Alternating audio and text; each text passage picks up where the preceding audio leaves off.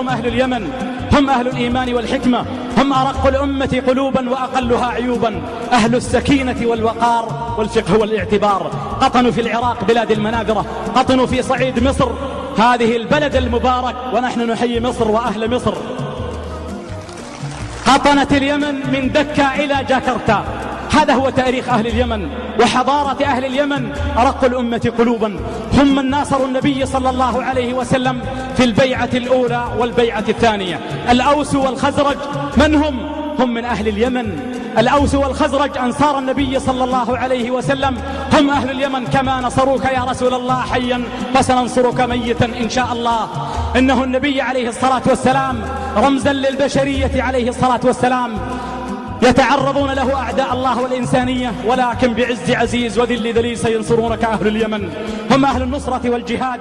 يقول النبي صلى الله عليه وسلم: إن الله استولى بوجهي إلى الشام واستأمن ظهري إلى اليمن، وقال: يا محمد إني جعلت لك ما أمامك غنيمة ورزقا، يعني بنات بني الأصفر وجلاد بني الأصفر قائد الروم، وما خلفك مددا. يعني نحن أهل النصرة والجهاد وأهل الفقه والاعتبار، أهل الصباحة والملاحة، أرق الأمة قلوبا وأقلها عيوبا. ثم يقول عليه الصلاة والسلام: إني لأجد نفس ربي من قبل أهل اليمن، وتفريج كربات الأمة من قبل أهل اليمن.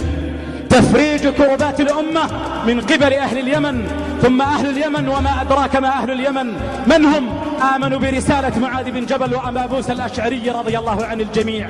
قبيلة بني الأسود الكندي آمنت برسالة معاذ بن جبل وأبا موسى الأشعري رضي الله عنهما.